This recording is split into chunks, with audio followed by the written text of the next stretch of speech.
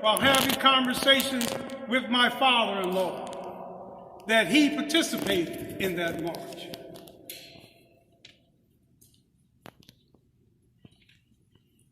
I'm happy to join you today for what will go down in history as the greatest demonstration for freedom in the history of our nation. 50 years ago, a great American in whose symbolic shadow we stand signed the Emancipation Proclamation. This momentous decree was a great beacon of light to millions of Negro slaves who had been seared in the flames of a withering injustice. It came as a joyous daybreak to end the long night of their captivity. But 100 years later, the Negro is still not free. 100 years later, the life of the Negro is still badly crippled by the manacles of segregation and the chains of discrimination. 100 years later, the Negro lives on a lonely island of poverty. 100 years later, the Negro is still languished in all corners of American society and finds himself exiled in his own land. So we've come here today to dramatize a shameful condition. In a sense, we've come to our nation's capital to cash a check. When the architects of our republic wrote the magnificent words of the Constitution and the Declaration of Independence, they were signing a promissory note that every American was to fall heir. This note was a promise that all men, yes, black men as well as white men, would be guaranteed with the unalienable rights of life, liberty, and the pursuit of happiness. It is obvious today that America has defaulted on this promissory note insofar as its citizens of color are concerned. Instead of honoring this sacred obligation, America has given the Negro people a bad check which has come back marked insufficient funds. But we refuse to believe that the Bank of Justice is bankrupt. We refuse to believe that there are insufficient funds in the great vaults of opportunity of this nation. So we've come to cash this check, a check that will give us upon demand the riches of freedom and the security of justice. We've also come to this hollow spot to remind America of the fierce urgency of now. This is no time to engage in the luxury of cooling off or to take the tranquilizing drug of gradualism. Now's the time to make real the promises of democracy. Now's the time to rise from the dark and desolate valley of segregation to the sunlit path of racial justice. Now's the time to lift our nation from the quicksands of racial injustice to the solid rock of brotherhood. Now's the time to make justice a reality for all of God's children. It would be fatal for the nation to overlook the urgency of the moment. This sweltering summer of the Negro's legitimate discontent will not pass until there's a invigorated autumn of freedom and equality. 1963 is not the end, but the beginning. Those who hoped the Negro needed to blow off steam and will now be content will have a rude awakening if the nation returns to business as usual.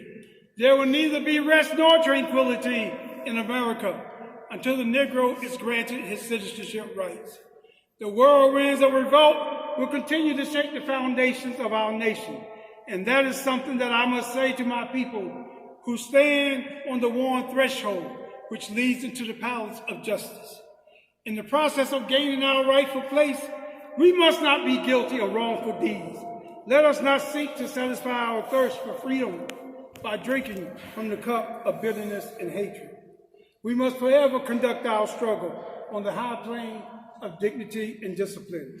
We must not allow our creative protest to degenerate into physical violence. Again and again, we must rise to the majestic height of meeting physical force with soul force. The marvelous new militancy which has engulfed the Negro community must not lead us to distrust all white people. For many of our white brothers, as evidenced by their presence here today, they have come to realize that their destiny is tied to our destiny. They have come to realize that their freedom is inextricably bound to our freedom. We cannot walk alone. And as we walk, we must make the pledge that we shall always march ahead. We cannot turn back. There are those who are asking the devotees of civil rights, when will you be satisfied? We can never be satisfied as long as the Negro is the victim of unspeakable horrors of police brutality. We can never be satisfied as long as our bodies, heavy with the fatigue of travel, cannot gain lodging in the motels of the highways and the hotels of the city. We cannot be satisfied as long as the Negro's basic mobility is from a smaller ghetto to a larger one. We can never be satisfied as long as our children are stripped of their adulthood and robbed of their dignity by signs stating for whites only. We cannot be satisfied as long as the Negro in Mississippi cannot vote and the Negro in New York believes he has nothing for which to vote. No, we are not satisfied, and we will not be satisfied until justice rolls down like waters and righteousness like a mighty stream. I am not unmindful that some of you have come here out of great trials and tribulations. Some of you have come fresh from narrow jail cells. Some of you have come from areas where your quest for freedom left you battered by the winds of police brutality. You have been the veterans of creative suffering. Continue to work with the faith that unearned suffering is redemptive. Go back to Mississippi. Go back to Alabama. Go back to South Carolina. Go back to Georgia. Go back to Louisiana. Go back to the slums and ghettos of the northern cities, knowing that somehow this situation can and will change. Let us not wallow in despair.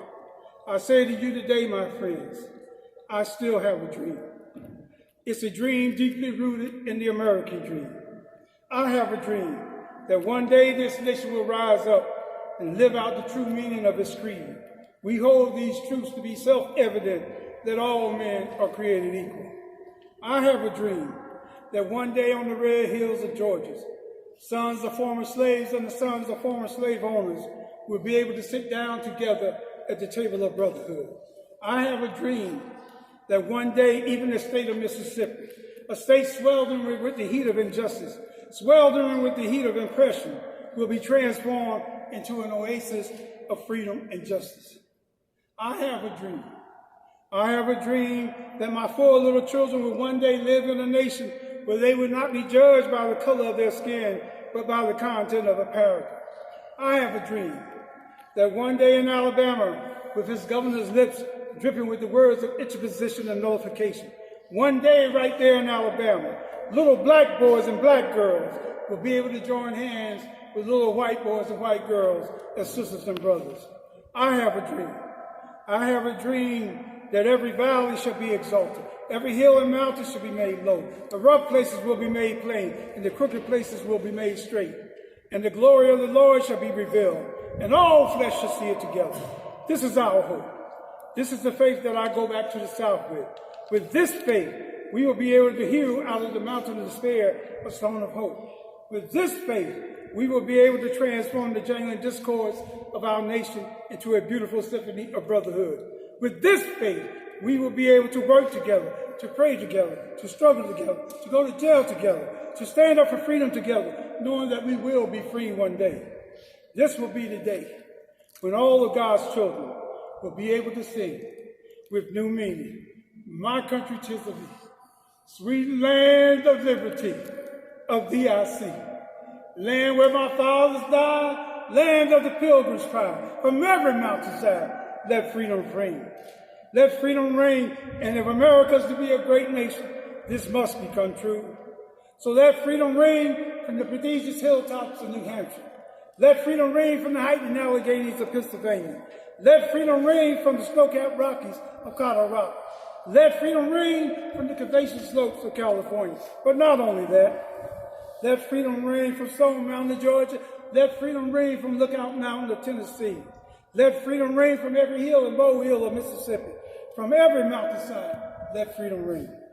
When we allow freedom to reign, when we let it reign from every city and every hamlet, from every town and every state, we will be able to speed up that day when all of God's children, black men and white men, Jews and Gentiles, Protestants and Catholics, will be able to stand up and say, sing it, free at last, great God Almighty, we're free at last.